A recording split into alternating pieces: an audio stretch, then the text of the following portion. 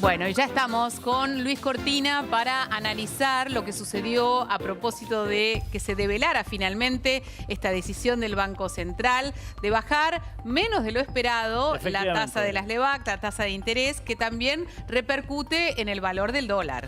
Claro, Dolores, efectivamente el mercado esperaba alrededor de, como dicen en la jerga, 150 puntos o incluso algunos decían 200 puntos. Esto es 1,5 puntos porcentuales o 2 puntos porcentuales y finalmente la bajó a la mitad. O sea, la bajó en 0,75. Efectivamente, del 28,75 que la mantenía ya hace algunos meses, la bajó a 28%. Lo interesante de esta movida fueron dos cosas. Una, en lo real, en la operación del mercado, demostró una vez más que hay gente que fuma bajo del agua en la City, ¿verdad? ¿Por qué digo esto? El dólar hoy había llegado a tocar 19.41, es decir, acercándose peligrosamente, digamos, al récord de 19.46 de aquel famoso Día de los Inocentes del 28 de diciembre. Sobre la última hora, de vuelta, un poco lo que pasó ayer, empezó a haber ofertas, hasta que bajó a 19.20, te lo digo ya, 28, gracias. Sí. Efectivamente, bajó 19.28. ¿Esto qué significa? Que el que fuma bajo el agua sabía que esta baja no iba a ser tan considerable y por ende el dólar podía mantenerse. De hecho, me lo había anticipado un analista que suele estar muy cerca de alguna gente en este barrio, justamente. En el barrio del Banco Central. En el barrio del Banco Central, me había dicho, me parece que va a ser 75 puntos. Está Federico Sturzenegger, está muy fuerte en su decisión y fue lo que pasó finalmente, ¿verdad? Bueno, pero entonces, ¿dónde estamos parados con el Banco Central que no baja lo que el gobierno espera para su política monetaria y económica? Yo te voy a decir, ahí hay una cuestión que es clave, que es dónde está la interna dentro del gobierno. Sí. Básicamente con la jefatura de gabinete, con algunos miembros de la jefatura de gabinete. Marcos Peña, precisamente. Yo diría un poquitín más abajo, un escalón más abajo, más precisamente. Por ahí vamos rumbeándonos. Aparentemente esa es la interna que se está jugando ya desde antes de la... Pero, discúlpame Luis, sí, claro. Ahora, un gobierno que quiere tener una inflación del 15% anual, aspira a eso, ¿no? Es su intención. Y Sturzenegger que manda las tasas a 28, digamos... Bueno, esto es una defensa de... ¿A qué están jugando? Que no es ningún juego, claramente es peligrosísimo para todo, pero digamos... ¿Cuál es el sentido de mantener? Es un enfoque claramente ortodoxo de la política monetaria y de la pelea contra la inflación. Pero son 13 puntos arriba. Ese es el punto. Ahora, el punto, lo que dice el Banco Central hoy es, miren, efectivamente la inflación núcleo viene bajando y si leemos hoy el comunicado donde comenta su decisión, básicamente es un comunicado de principios donde Sturzenegger insiste en su posición y dice, si efectivamente, como parece ser que nuestro objetivo de inflación ahora va a ser más bajo, podemos bajar, al final lo termina diciendo, en 75 Porque puntos. Estamos también en una delgada línea roja. Si efectivamente la tasa de interés pasa a bajar considerablemente, la gente se tira al dólar y ese precio, que la gran mayoría de las materias primas están tarifadas en dólares, también sube la inflación. Entonces hay una situación ahí de un justo equilibrio que deben encontrar. Bueno, Juan, creo que dentro de este estudio también hay alguien que fuma bajo del agua, o poco menos, porque efectivamente esa es la explicación, Dolores. El equilibrio que tiene que mantener el Banco Central y el gobierno general es que no se le dispare el dólar. Si baja mucho la tasa, no solo corre el riesgo de que la inflación se dispare aún más, de hecho, fíjense lo que pasó en estos días, las expectativas del 15% ya están arriba del 17% para el año próximo, sino que el dólar se podría empezar a escapar, como de hecho se empezó a escapar. Y de hecho es aún más peligroso el dólar, teniendo en cuenta, ¿no? Hoy sí, por un doble motivo, te diría. Por un lado, porque si se dispara el dólar, también pega en la inflación, directa o indirectamente, o tarde o temprano, ¿verdad? Y por otro lado, la economía argentina tiene dos problemas. ¿Se acuerdan de los famosos superávit gemelos? Sí. De los que se enorgullecía Néstor Kirchner. Esto es superávit en las cuentas fiscales y superávit comercial. Sí. Bueno, hoy la Argentina tiene el problema de los déficits gemelos. Sí. El comercial... O sea, el déficit fiscal, claramente, como un principal, la madre de todas las batallas, digamos, y la madre de todos los problemas, pero también tiene el déficit externo, no solo comercial, sino que el déficit de la balanza comercial, más el déficit de la balanza de servicios, esto es los dólares que se van para afuera, básicamente, está orillando niveles que empiezan a ser peligrosos, no aún, no para pasado mañana, no para dentro de 6 meses, pero en este ritmo donde la Argentina necesita financiar todo eso con endeudamiento externo, en algún momento se le va a complicar. Ahora, la teoría indicará que es así lo que hace Sturzenegger. La realidad es que la timba financiera con estas tasas es favorecida. Eso es verdad, eso es verdad.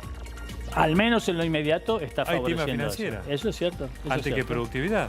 Eso es cierto. Ahora, si tenés un dólar alto, tenés un dólar competitivo, tenés una tasa de interés en los Estados Unidos que empieza a subir, ya a niveles no de 0% como se manejaron los últimos años, también ese dinero en el mercado empieza a irse hacia el exterior, Luis, pregunta, y deja de estar en la Argentina como posibilidad de inversión y financiación de la deuda interna. Eso es por un lado. El peligro mayor, más allá de que ante la debilidad de la economía argentina, los inversores financieros, si querés, busquen otros horizontes, y aún los inversores reales también. El problema es que si la tasa de interés testigo de Estados Unidos empieza a subir, como de hecho está subiendo, todavía en niveles muy suaves, a mediano y largo plazo se encarece mucho el financiamiento para Argentina. Que a su vez, el tipo que viene a financiar a Argentina mira la cuenta argentina y dice, tan bien no estás, no te voy a cobrar más el 6,5, te voy a cobrar el 8, el 9, y así se han desatado todas las grandes crisis en la Argentina, ¿no? Sí, porque de hecho inclusive cuando el gobierno muestra deuda tomada a un porcentaje, a una tasa mucho menor que la que se tomó años anteriores, esto es real, lo que no significa que siga siendo a valores adecuados a Latinoamérica, ¿no? Todavía seguimos tomando deuda a una tasa altísima. Esa es una, y otra es que no hay por qué pensar que eternamente la Argentina va a poder endeudarse en el exterior. Por supuesto. ¿No? Claramente ha pasado ya varias veces que en algún punto se corta el financiamiento, ¿no? Mega canje en los 2000, la propia crisis de la convertibilidad, digamos, ¿no? Ahora, vos hablabas de esta interna entre la jefatura del gabinete, más precisamente con Mario Quintana, un hombre del mundo económico, empresario. ¿Cuál sería la postura en este caso de Quintana contrapuesta con Sturzenegger? ¿Dónde estaría la negociación? Mira, la negociación, te diría, básicamente siempre termina en el despacho principal de la Casa de Gobierno, ¿verdad?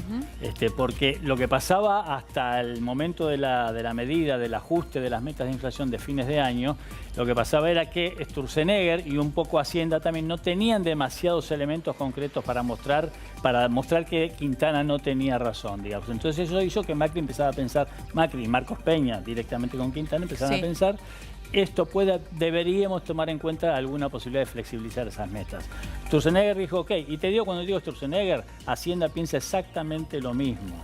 Lo que pasa es que Nicolás Dujovne, mientras no lo llamen a esa pelea, él no se va a meter, claro, ¿para qué? Tiene otras. ¿Cree que mantiene? Tiene otras, claro. ¿Cree que estas tasas favorecen? No es que crea que estas tasas favorecen, cree que a la inflación y al déficit fiscal hay que ponerle un coto lo más rápido posible. Sí. En el caso, perdón, que la economía argentina no es muy factible que sea muy rápido, digamos. Entonces valora esa política, la política de restricción monetaria, como se llama técnicamente. Bueno, pero es la única herramienta que vienen aplicando y que no da efecto, que fracasa. Efectivamente, sí, podemos decir que sí.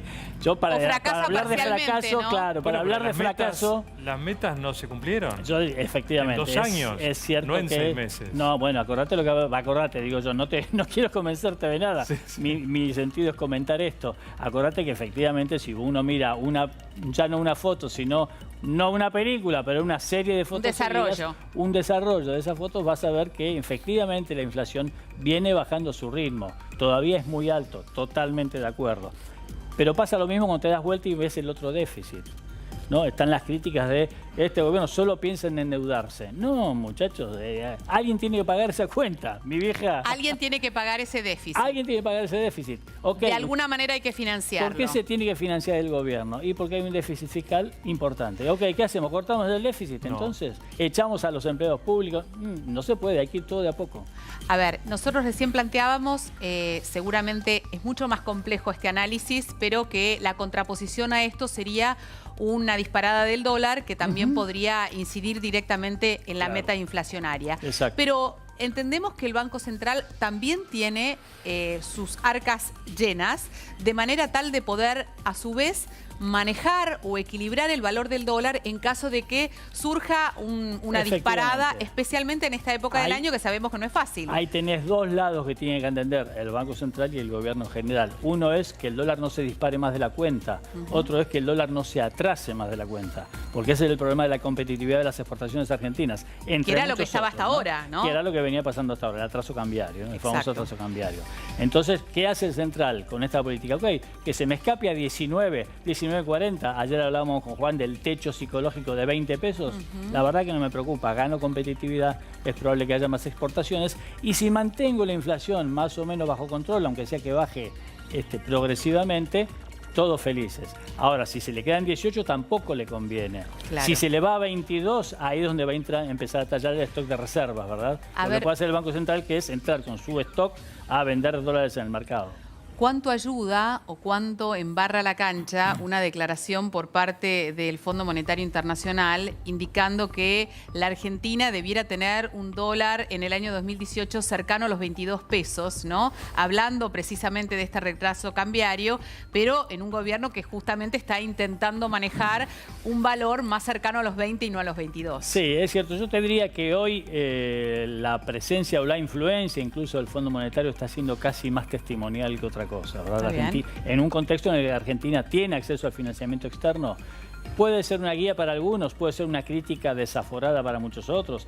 Macri sigue respondiendo al Fondo Monetario. Las dos cosas son posibles. La influencia real es bastante relativa en este contexto, ¿eh?